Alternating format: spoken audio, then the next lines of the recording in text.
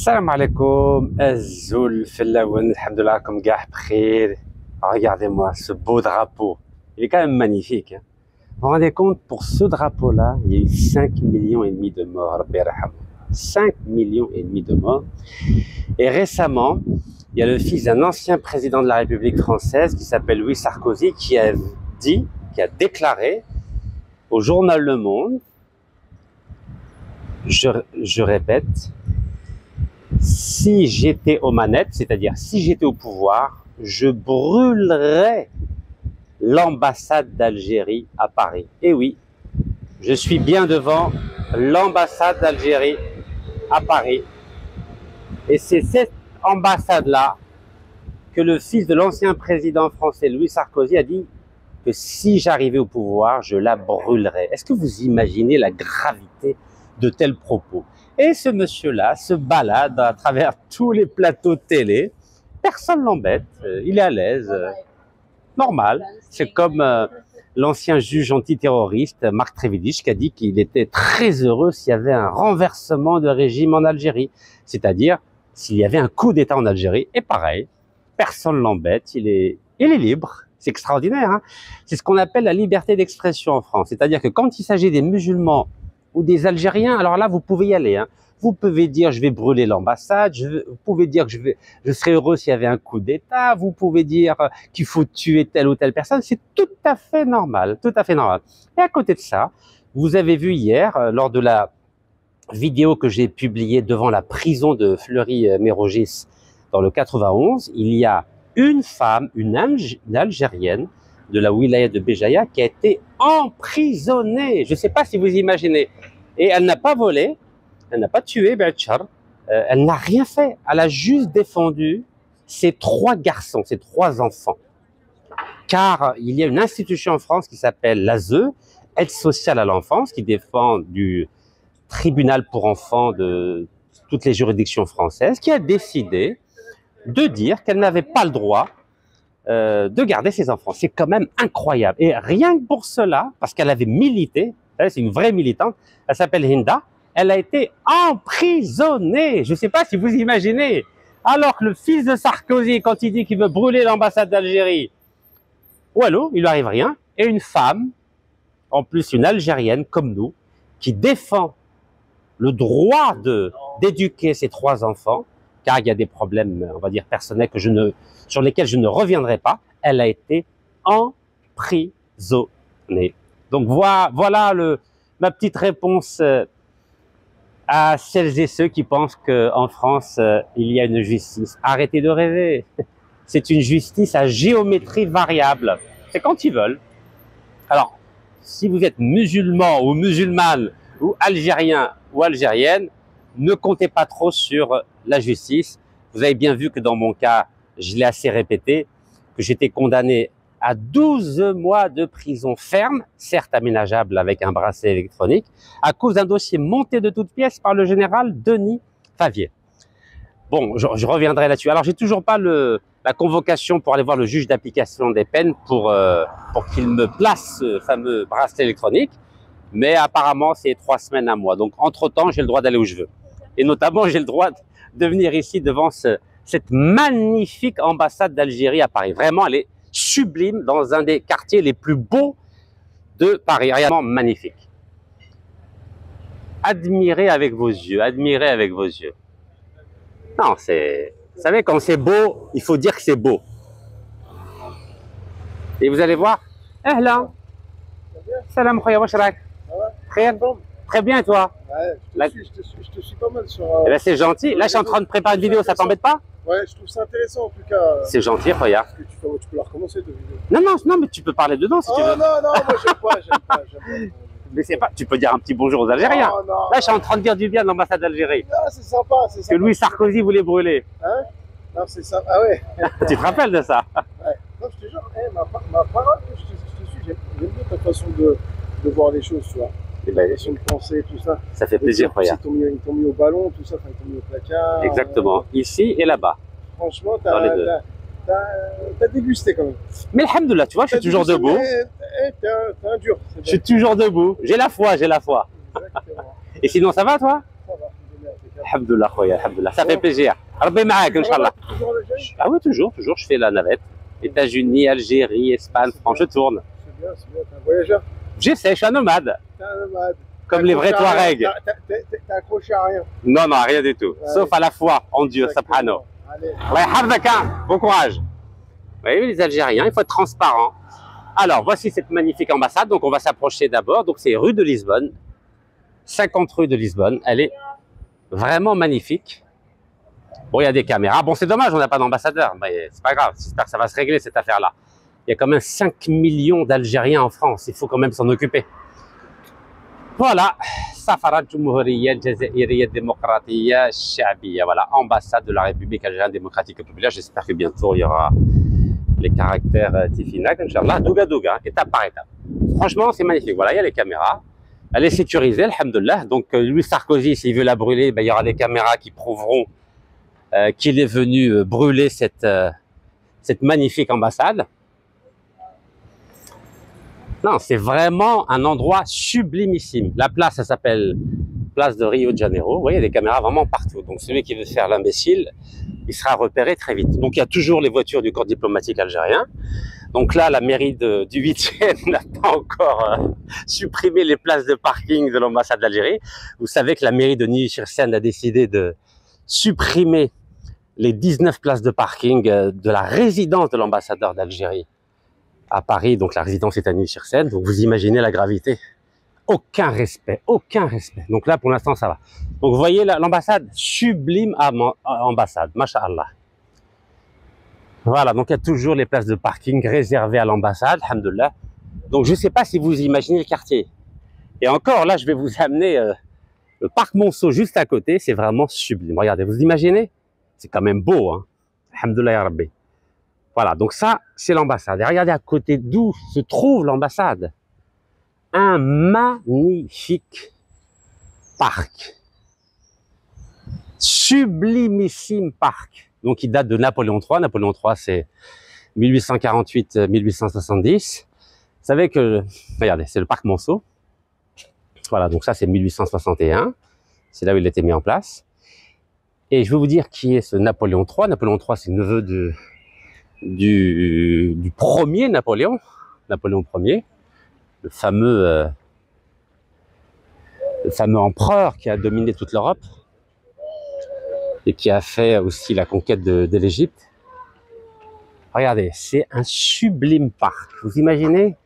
Donc là, vous pouvez faire la vraie diplomatie dans un endroit pareil. Il y a de l'espace, regardez, les gens vivent. Donc Napoléon III, qui a vécu en Angleterre, avait été agréablement étonné, surpris par la qualité des parcs qu'il y avait à Londres et dans toute l'Angleterre. Il s'est dit, mais comment ça se fait qu'en France, il n'y a pas de parc? Et donc, figurez-vous, c'est l'Angleterre qui a inspiré donc d'abord au président Louis-Napoléon Bonaparte. Il avait été élu président de la République en 1848. Et ensuite, comme on n'a pas voulu lui renouveler son mandat, parce qu'à l'époque, c'était un seul mandat. Donc, c'était un mandat de 4 ans. C'était 1848-1852. Comme les parlementaires n'avaient pas voulu permettre au président Louis-Napoléon Bonaparte d'avoir un deuxième mandat, ben, il a décidé de faire un coup d'État le 2 décembre 1851. Et donc, ensuite, un an après, il est devenu empereur. Regardez comment ça vit. Voilà. Et auparavant, avant d'être président et empereur, il avait été en Angleterre. Il avait vu des parcs partout. Il s'est dit, moi aussi, je veux qu'à Paris, il y ait des parcs. Et c'est comme ça que il y a eu un ensemble de parcs à Paris grâce à l'exemple anglais. Bon, ceci étant dit, je vais vous dire quel est le thème de cette vidéo d'aujourd'hui. Voilà, d'abord un peu de verdure, un peu de décor esthétique pour partager avec vous une bonne nouvelle de nos diplomates algériens qui nous font honneur comme dans les années 80. Alors, on va s'asseoir bien comme il faut et on va commencer à dialoguer ensemble, même s'il n'y a que moi qui parle, mais ma'alish, on peut échanger, mais fait wallo. Voilà. En tout cas, sachez que l'ambassade d'Algérie, elle est dans un endroit sublimissime. Bon, vous savez que depuis le 30 juillet 2024, il n'y a plus d'ambassadeur, il a été rappelé. Bon. Donc la communauté algérienne de 5 millions d'Algériens est orpheline. J'espère que ça va se régler parce que cette communauté a énormément de problèmes en France. Vous avez vu comment elle est massacrée dans les médias, massacrée dans les tribunaux. On a des sœurs qui sont en prison et personne ne les défend. Massacrées au travail, massacrées pour les questions de logement, massacrées dans les préfectures. Vous savez qu'il y a des nouvelles circulaires pour compliquer la vie des Algériens, notamment pour le renouvellement de leurs papiers. Donc, on a vraiment besoin d'un ambassadeur ici pour défendre cette communauté, car aujourd'hui, elle est vraiment orpheline. On a beau avoir 20 consuls, vous avez vu qu'il y a un diplomate algérien qui est en prison depuis la mi-avril et la justice française ne veut pas le libérer.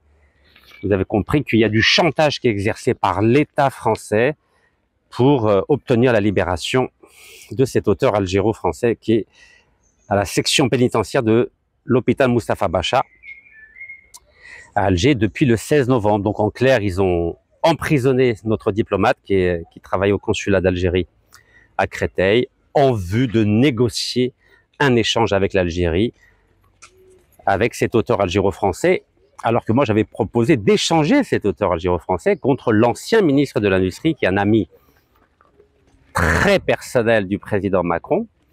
Mais le président Macron ne veut pas échanger son ami Abdeslam Bouchfareb. Non, il préfère arrêter un diplomate, l'emprisonner avec une histoire qui tient pas debout pour négocier l'échange entre ce diplomate et cet auteur algéro-français. Alors, bismillah, vous savez, moi quand il y a une bonne nouvelle, moi je la partage avec vous.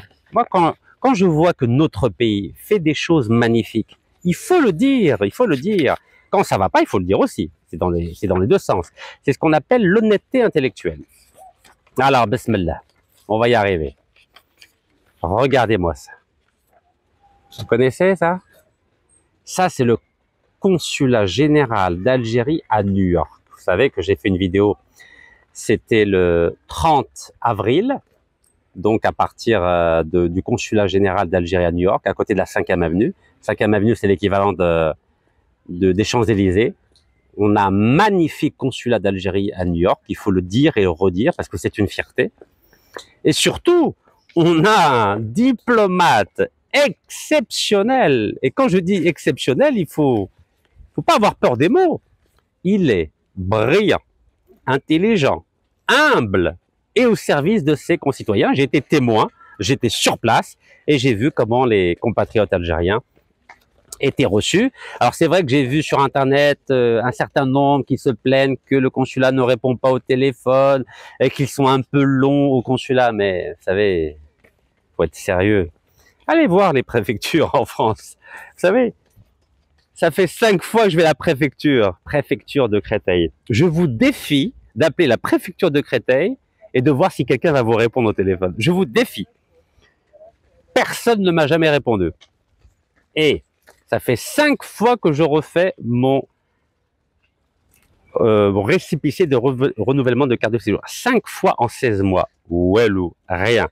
J'ai vu de mes propres yeux, un citoyen marocain a eu son visa pour aller en Algérie en 1 heure. Donc ça, je peux témoigner. Bien sûr qu'il faut améliorer les choses. Bien sûr que les choses sont perfectibles. Mais je vais vous dire la différence entre le consulat d'Algérie à New York, qui est exceptionnel, avec surtout ce consul général exceptionnel, et l'emploi fictif du consul général à San Francisco, qui n'est pas à la hauteur. C'est sûrement un très bon diplomate fonctionnaire. C'est-à-dire que s'il y avait déjà un consulat d'Algérie à San Francisco, sûrement qu'il aurait très bien pu le gérer. Mais mettre en place, à partir de zéro, c'est-à-dire à partir de rien, un nouveau consulat, ça fait appel à d'autres compétences. Des compétences de manager, d'entrepreneur, des compétences d'homme de réseau. Il faut connaître les États-Unis, il faut connaître la Californie, il faut savoir comment naviguer entre les administrations, entre les pouvoirs publics. Bref, quelqu'un qui vient de nulle part et qui vient débarquer aux États-Unis, en Californie, pour mettre en place un nouveau consulat, s'il connaît pas les États-Unis, franchement, ça peut pas marcher. Et c'est le problème que nous avons. Ça fait 8 mois qu'il a été nommé Meskin, mais il a rien pu faire. La râle. Peut-être que si le consulat avait déjà été installé, là, ok, ça aurait pu marcher. Mais malheureusement, tant que ce consulat n'est pas en place, ce n'était pas la bonne personne pour être consul. En gros, il y a un problème de casting. Mais ma'alish. Vous savez que j'ai rencontré le consul général donc de New York le 30 avril et il m'a dit qu'il allait transmettre. Mashallah. Eh bien, écoutez, en 10 jours seulement, en 10 jours, est-ce que vous imaginez? En 10 jours, il a réglé le problème. Quand je vous ai dit qu'il est brillant, je ne me suis pas trompé. Alors certains m'ont dit, mais arrête de dire qu'il est brillant. Mais s'il est brillant, le consul général d'Algérie à New York est brillant. Il faut le dire. Il était consul général avant ça en Suisse, donc il connaît bien comment ça fonctionne, j'aimerais dire, les normes internationales. Voilà, il fait comme on dit chez nous. Et regardez ce qu'il a fait. Sur la page Facebook du consulat général d'Algérie à New York, regardez ce qu'il a fait. Il a publié hier donc une offre d'emploi pour 4 personnes qui vont travailler où? Au futur consulat général d'Algérie à San Francisco. Bon, vous avez bien vu, c'est pas celui qui a annoncé ça, c'est pas le consul de San Francisco. La Raleb, il n'est pas à la hauteur. La Raleb, c'est pas grave, mais lui est à la hauteur. Alors, quels sont les postes à pourvoir? Alors, je vous les montre, hein, c'est en anglais. Voilà. Donc, évidemment, la communauté algérienne qui vit en Californie et dans tout l'Ouest américain va être contente parce que au moins ça bouge. C'est mieux que d'inviter des Algériens dans un restaurant marocain à San Francisco, n'est-ce pas? Alors, bismillah. 4 postes. Premier poste, agent administratif. Deuxième poste, une secrétaire. Troisième poste, agent de service. Quatrième poste, ingénieur informatique. Ah, ça bosse là. Là, on rentre dans le hard, comme on dit. Là, on rentre dans le concret. Alors, comment ça a été présenté? Ça a été présenté de la façon suivante. Donc, c'est le consulat général d'Algérie à New York qui présente ces 4 postes à pourvoir. Et ce qui est intéressant par rapport à ces 4 postes à pourvoir, c'est que ces personnes-là, ces employés qui vont travailler au consulat général d'Algérie à San Francisco, ne vont pas venir d'Algérie, comme à l'ancienne époque, au temps de Bouteflika. Vous savez que la quasi-totalité du personnel des consulats d'Algérie à l'étranger vient d'Algérie. Il y a une petite partie qui est contractuelle. Et là, ces 4 postes vont être pourvus par des Algériens qui vivent aux États-Unis. C'est quand même une première, chapeau. Donc en clair, si vous n'avez pas la green card, c'est-à-dire la carte de séjour américaine, la green card qui est mégolo, ben vous ne pourrez pas travailler. Donc il faut avoir un titre de séjour américain. Et à partir de ce moment-là, vous pouvez postuler à ces différents postes. Alors, agent administratif, c'est quoi? Il faut être titulaire d'un bac ou bac plus 2 pour gérer les dossiers, saisir les données et utiliser les outils informatiques. Et là, ils disent le mot la rigueur est clé. Deuxième poste, secrétaire. Il faut avoir un bac plus 3 pour organiser les agendas, traiter les courriers, les appels, maîtriser parfaitement Microsoft Office. Et la connaissance de l'arabe, de l'anglais et du français est un atout. C'est un peu normal. Vous savez que la communauté algérienne aux États-Unis, c'est à la fois une communauté qui, pour une partie d'entre elles qui est née aux États-Unis, donc elle évidemment elle parle parfaitement l'anglais, mais la plupart viennent ou bien des années 70-80, lorsque à l'époque de Fouad Boumediene, il avait envoyé les meilleurs étudiants algériens aux États-Unis pour être formés, ensuite revenir en Algérie. Vous savez, il y en a très peu qui sont venus. Et la troisième catégorie, ce sont des Algériens qui ont bénéficié de la loterie américaine. Donc en général, ils parlent ou arabe ou berbère ou bien français. Donc c'est la raison pour laquelle ces 3 langues sont indispensables, arabe, anglais, français. Troisième poste, agent de service. Donc c'est pour accueillir les visiteurs, répondre aux demandes par email et téléphone. Donc ceux qui se plaignent qu'on ne réponde pas aux emails et au téléphone, sachez qu'il y a un agent de service, ça sera sa fonction essentielle de répondre aux emails et au téléphone. Et ils disent qu'il faudra faire ça, bien sûr, avec courtoisie. Quatrième poste, c'est ingénieur informatique. Vous savez que c'est très important d'avoir un ingénieur dans un consulat pour gérer toutes les bases de données, donc des citoyens algériens qui vivent aux États-Unis. Dans ce cas-là, il faut, pour ce poste-là, installer, maintenir les systèmes résoudre des problèmes techniques et assurer la sécurité informatique. On ne sait jamais, il peut y avoir des piratages des bases de données. Donc ceci est détaillé sur la page Facebook du consulat d'Algérie à New York. Donc, bien sûr, ces posts sont pour le consulat général d'Algérie à San Francisco. Et vous savez que ça fait des années que j'ai demandé au président de la République, Abdelmajid Tebboune, l'ouverture de ce consulat général d'Algérie à San Francisco, car vous savez que vous avez vu récemment l'étude. Que dit l'étude? Cette nouvelle étude dit que la Californie, c'est la 5e économie mondiale. 5e économie mondiale. Donc, comment être absent en Californie alors que c'est la 5e économie mondiale? La France est la 7e économie mondiale, alors que la Californie, c'est la 5e. En France, on a 20 consulats, une ambassade, et en Californie, on n'avait rien. Et heureusement qu'au mois de juillet 2024, le président de la République, Abdelmajid Tebboune, a signé un décret pour l'ouverture d'un consulat d'Algérie à San Francisco qui va regrouper la moitié des États-Unis, c'est-à-dire la moitié des résidents algériens qui vivent dans l'Ouest américain. Et en septembre, il avait signé un décret donc concernant ce consul général qui, pour le moment, n'est pas à la hauteur, peut-être dans un deuxième temps. C'est-à-dire que à partir du moment où ce consul général de New York va mettre en place ce consulat de San Francisco, d'ici un an, il n'y a pas de problème pour qu'il soit consul, mais pas maintenant. Il y a un problème de casting, et il faut le dire, il faut le dire. Donc, je suis très content, très content. Et là, il y a des sites internet, par exemple Observe Algérie, qui en a parlé. Voilà, donc Observe Algérie, consulat d'Algérie à New York, recrute. Voici les profils recherchés et comment postuler. Donc, ils disent pas le consulat général de San Francisco qui recrute. Ils disent bien le consulat d'Algérie à New York. Mais à vrai dire, c'est pas le consulat de New York qui recrute, c'est le consulat général de San Francisco qui va être le donneur d'ordre.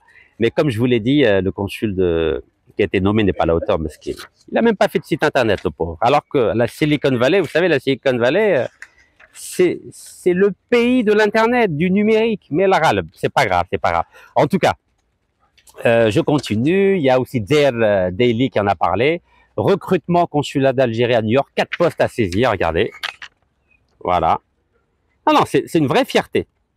Alors bien sûr, ces sites internet ne disent pas que Rachid Nekaz s'est rendu à New York le 30 avril pour on va dire, mettre en lumière les dysfonctionnements du consulat général d'Algérie à San Francisco. Non, ils disent pas que Rachid Nekaz est parti à New York pour pointer du doigt ces dysfonctionnements, qu'il a rencontré le consul général à New York pour dire qu'il fallait absolument faire quelque chose pour la communauté algérienne qui vit dans l'Ouest américain. Ça, évidemment, ils n'en parlent pas, les journalistes algériens. Ça leur fait mal au cœur. Je sais que ça vous fait mal au cœur, mais quand on est professionnel et quand on est honnête, il faut dire les choses. Il faut dire les choses. Vous savez très bien que si le consul général de New York n'avait pas été alerté par nos vidéos, il serait rien passé. Mais encore une fois, quand il y a des choses qui ne vont pas, il faut les dire, mais il faut les dire avec respect. Il faut alerter les pouvoirs publics, que ce soit une ambassade, un ministère, une wilaya, une mairie ou le président de la République. Il faut pas se taire, il faut pas juste se cantonner d'écrire des mots insultants ou d'être fâché. Non, il faut être constructif, il faut faire des propositions. Moi, je vous cache pas que j'ai proposé que ce soit le consul général de New York qui soit le consul général de l'Algérie à San Francisco. En tant que citoyen, j'ai fait cette proposition. Pourquoi? Parce que je connais bien les États-Unis, j'ai mon fils qui est américain et qui, pour faire un passeport, doit aller à New York. Est-ce que vous imaginez? Mais il n'y a pas que mon fils. Tous les Algériens de l'Ouest américain, ils sont obligés de faire 5h30 d'avion pour aller faire une carte d'identité ou un passeport. Mais vous vous rendez compte, 5h30 d'avion. Et vous savez que ça coûte cher, les avions. Aux États-Unis, surtout quand c'est en urgence. Donc, bref, je suis très heureux et très fier du consul général d'Algérie à New York qui a pris en main le dossier de l'ouverture du consulat général d'Algérie à San Francisco, donc en Californie. Donc, il faut le dire, c'est un diplomate brillant. Et c'est vraiment une fierté Et d'ailleurs, lui-même il m'a dit, je suis pas tout seul comme ça. Il y a toute une nouvelle génération de diplomates qui veulent aider l'Algérie, qui veulent représenter l'Algérie. Et ça fait plaisir. Mais il faut les mettre en avant. C'est pour ça qu'en tant que simple citoyen algérien, je veux aujourd'hui que tous les Algériens qui suivent cette page sachent que nous avons une équipe, non seulement de diplomates, mais d'employés, de fonctionnaires au consulat d'Algérie à New York exceptionnelle. Depuis l'agent de service à l'accueil jusqu'au consul. C'est vraiment des gens, des personnes, des Algériens formidables. Voilà, je peux témoigner en tant qu'Algérien. J'ai eu l'occasion de visiter, comme je vous l'ai dit à plusieurs reprises, ce consulat d'Algérie à New York est vraiment, masha'Allah, masha'Allah, masha'Allah. Voilà, il faut le dire. Vous savez, ça me donne de l'espoir par rapport aux diplomates que nous avions dans les années 80 avec feu Mohamed Siddiq Ben Yahya ou Cherif Glel.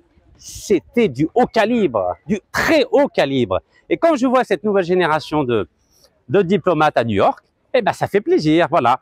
كما نقولوا حنا شمت فيه الريحه تاع يا زمان تاع الدبلوماسيه الجزائريه يا زمان. Voilà, il faut les valoriser, il faut, et j'espère que le président de la République va entendre ce message, car vous savez, quand on est diplomate, on n'a pas le droit de parler. Voilà, il faut simplement faire preuve de discrétion et de réserve. Moi, je suis un citoyen, donc j'ai le droit de parler.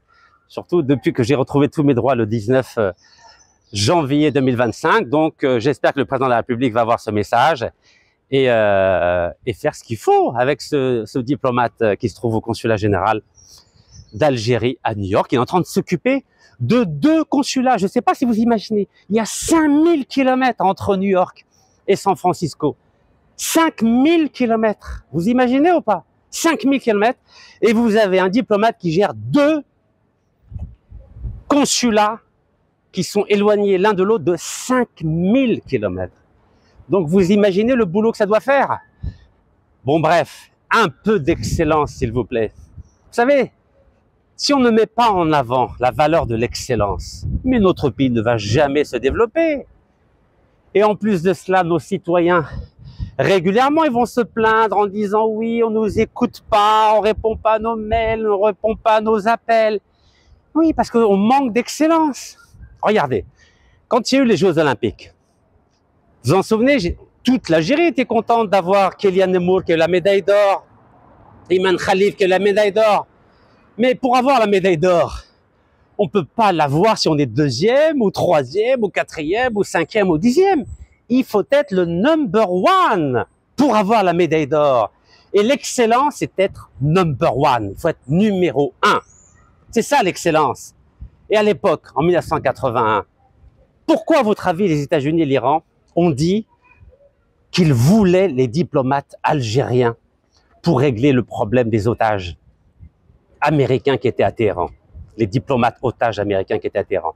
Parce que la diplomatie algérienne, elle était number 1. Number 1.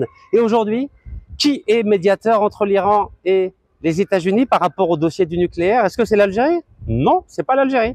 C'est Oman. Qui a été médiateur entre Tel Aviv et le Hamas? Est-ce que c'était l'Algérie? Non, c'était le Qatar.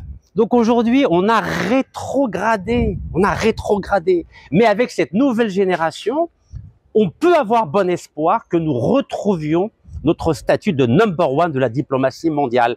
Mais encore faut-il valoriser nos diplomates. Regardez, là, je suis devant la plaque d'un diplomate équatorien. Regardez. Pour vous dire qu'il faut honorer. Si vous n'honorez pas les diplomates, qu'est-ce qui se passe? Regardez. À la mémoire de Jorge Carrera Andrade, donc 1903-1978, illustre écrivain et diplomate équatorien. Est-ce que vous connaissez beaucoup de diplomates algériens aujourd'hui qui publient des livres? Bon bref.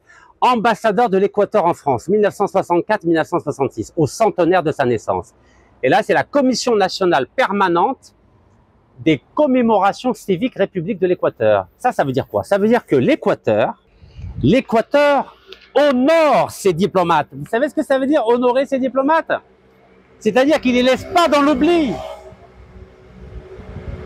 Nous aussi, nous devons honorer nos grands diplomates. Bakri Taya Zaman, Sidi Ahmed Ghazali, Sherif Gellal, Mohamed Siddiq Ben Yahya, Mohamed Bejaoui qui est toujours vivant. Ça, c'était des grands diplomates. Et bien sûr, je ne vais pas tous les citer.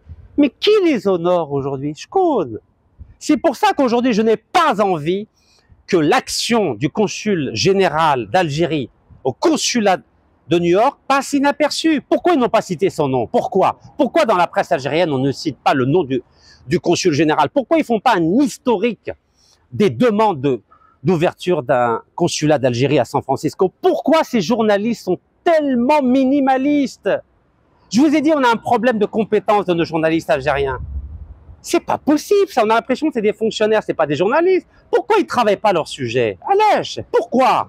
Mais travaillez un petit peu, approfondissez, parlez de l'historique de ce consulat, parlez que le président de la République a signé 2 décrets, parlez qu'il y avait des problèmes de compétences avec l'ancien, ou plutôt l'actuel consul général, parlez que c'est le consul général de New York qui a pris en main le dossier. Bref, il faut travailler, il faut un peu approfondir les sujets, arrêter de répéter bêtement ce qu'il y a sur une page Facebook quand même, voyons.